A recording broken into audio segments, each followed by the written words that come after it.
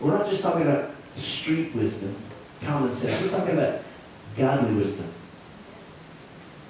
I once traced this out through the Old Testament, and I'll explain it like this. There were some blacksmiths in the Old Testament that would make things with metal. And because they were skilled in their craft of making things with metal, people viewed them in their expertise as wise. They would look at this blacksmith work with metal and they go, man, he is wise with metal. Okay? They would look at Dennis on the drums and say, he is wise with music. Well, a healthy Old Testament definition of wisdom is this: skilled in God for living. Godly wisdom has to do with us developing a skill in walking with God. That we begin to think like he thinks. We begin to see what he sees. We begin to hurt what hurts him. We begin to grieve with what grieves him. We begin to love in the way he loves. Not repaying evil with evil, but with kindness. So he's saying when difficulty comes, begin to ask God for his perspective. God, why did you send this? Help me. Not why I'm mad, I'm going to go home and I'm going to sit in a corner and pout. Why? Because we've all done that, right? Why me? We don't need to ask that one, okay? I understand in our pain we may ask, why me? But in reality, we don't. We need to humble ourselves and ask God for wisdom and go, okay, what's the perspective I need to have for what's going on? Here's what else wisdom will do. Wisdom will show us if it's a situation like God testing Abraham to grow us, or is it something that we've given into temptation, as James will show us in a second, and we've got ourselves into the mess. Here I am in a difficulty. God, is this you growing me? Or is this just me being stupid? Very key, because one, if we make bad decisions, as I said at the beginning, if we make bad decisions and get ourselves in a mess, we expect God to remove the consequences. You reap what you sow. Now here's an interesting thing. When we get into temptation and sin sometimes, and we ask God to get us out, he is kind and he forgives us, but he still lets us experience the consequences so we can grow up and not do it again. It's called justice. We don't like it. Remember, I want justice for Greg, but mercy for me? That's kind of how we are. So, look what he says. If any of you lacks wisdom, verse 5, ask God who gives generously to all without finding fault. Do you remember Solomon in the Old Testament? I was so impressed with it. I want to be wise. Well, because you asked for wisdom, not riches, I'm going to give you riches too. That was already been done. You can't try that. Okay? I know what some of you are thinking. I'm going to try that. Yeah, that's good. It's creative. When you ask, believe. Why? Why do you not need doubt? Does God want you to make it through the test? Yes. Does he want you to grow in perseverance and character? Yes. So believe that he has your best interest in mind in mind. Can God be trusted? Is he good? Is he holy? Yes. And we have to be careful that we don't project our experience with our earthly father upon God, because he's not. And some of us have not had the best experience with earthly fathers. He's vastly different. He's always on our side. He's always for our good. And he can be fully trusted. So when difficulty comes, pause. God, I need your perspective. I need wisdom. Is this you trying to grow me into maturity like you, like your son Jesus? More faithful? Or just actually the result of my own bad choices? Ask God for wisdom, and I would recommend to do this. Someone that you can trust, ask their feedback. Hey, this situation, do I have a blind spot here? You know when you're trying to back up in the car, you got that part right there you can't see, it's called a blind spot. It's right where the pole's hiding when you're backing up. And you've done that too. We have them in our lives.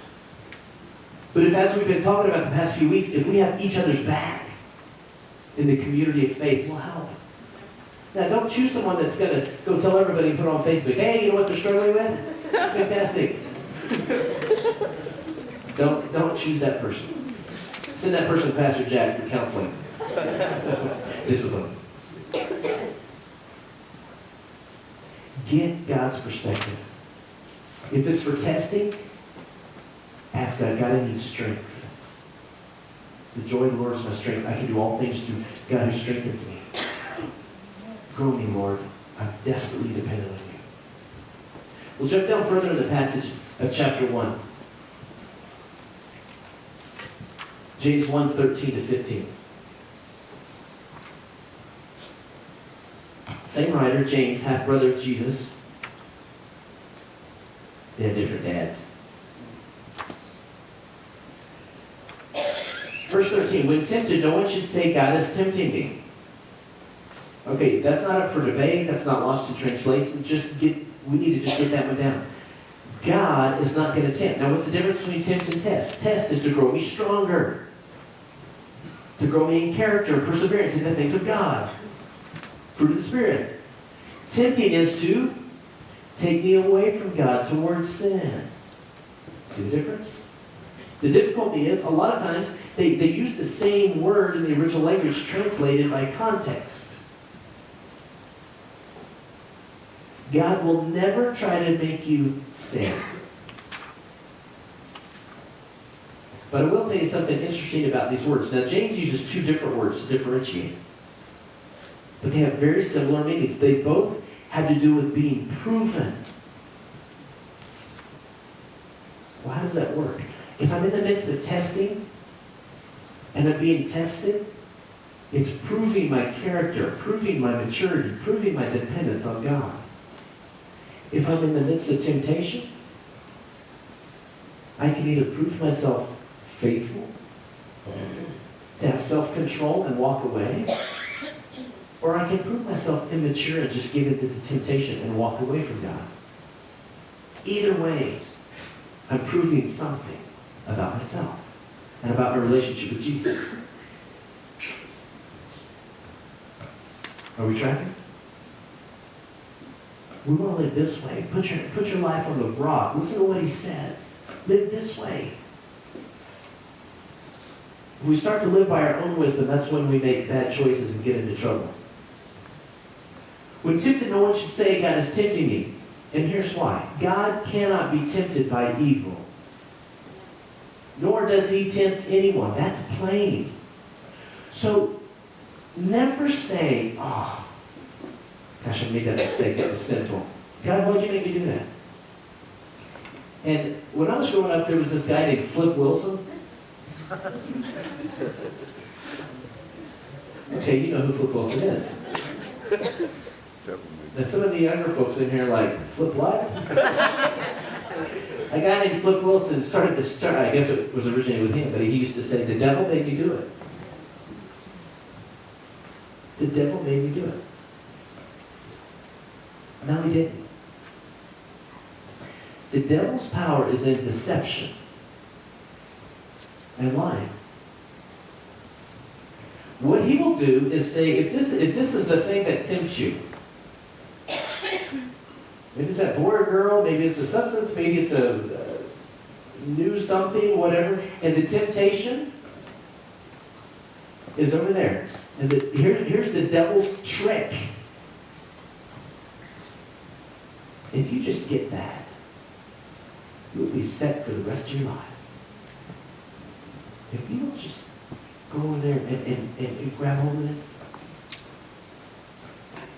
it will solve all your problems. If you will just come over here and participate, man, that hard life you've been living, happiness, happy days again. Yeah. And you know what? It's a bald-faced lie. It's a lie from the pit of hell. Because once you get over there, it grabs hold of you. I don't know if you've seen the Narnia movies. Have you seen them? When Edmund falls prey to the Turkish delight, he goes through the back of the closet in Narnia, and this evil princess comes by, maybe maybe you remember. And she provides some Turkish delight, and he eats, and she says, you know what? If you'll help me out, I will give you all the Turkish delight you want. And it sticks in his head, and he goes back into the present world, but then later goes into Narnia and goes and finds her and tells her all the information and sells everybody out. He said, so now can I have my Turkish delight? And she said, I don't know, foolish boy. And she throws him in prison. Now, C.S. Lewis wrote that to portray a picture of temptation and sin. He was a Christian author. And he was using a metaphor to show us. Now, we can all look at this and go, oh, I've been sucked in a lot of times by that deal. It's like the emails that you get. You get them, they're like from Nigeria, and they say, hey, I want to deposit $4 billion into your account. Just send me your account information. You get those, like daily. Before you try it, some of you who might want to try it, it's not true. They just want to drain your account, not put things in. You can never trust the devil. You can always trust God. The devil wants to make you weak. He wants to lie to you. He wants to deceive your mind so that you think God is really going to satisfy you more than God. But it's just not true. So when we're living, for one, we need to live with other people in relationship with other people. So they can watch our back and say, hey, what are you doing? Oh, I thought that was testing. No, bro, that's tempting. That's trying to make you live, let your body make the choices for you. Instead of choosing Christ. So when difficulty comes, we pray for wisdom. So we can get God's perspective. And we might seek out another believer who walks alongside us. Say, is this testing or tempting? What's going to be the outcome? If I go through here, am I going to be stronger? Or if I pursue that, it's going to drag me away from God. Don't mess with what's behind door number 2. You don't need to know what's behind door number 2. Just go with Jesus. All right? I can see that we're tracking. I'll close with a story. There's a well-known pastor named Warren Wiersbe. And he was talking to a woman in his church. And he had learned that she was going through a difficult time. This is just a mature believer. And he said to her, I'm so sorry what you're going through. I will pray that the Lord would take it away. She said, don't do it. Do not pray that. And he said, okay. And she said, pray that I would have the wisdom to not waste the suffering the Lord has given me to grow me.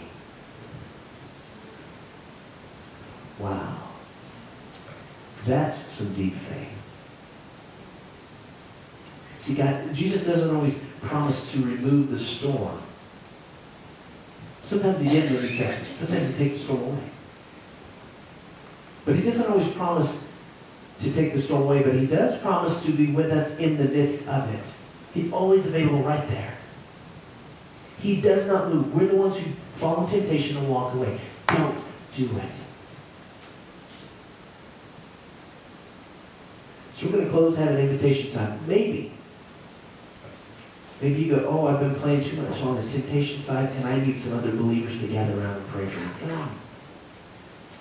Take a fresh start today. To say, you know, I made mistakes.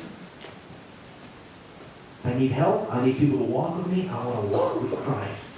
Putting Him first. Maybe you say, I'm going through a situation. I don't know which it is. Ask somebody to pray with you. A lot of times, if you talk to someone else, they're objective, and they go, oh, clearly that's testing. We'll support you. Clearly that's tempting. Run away from it. Maybe if you don't know Christ, today is the first day. You say, oh, I've been trying to do all that stuff. But finally today, I'm going to surrender to Jesus. Okay? Are you going to do invitation? You do it.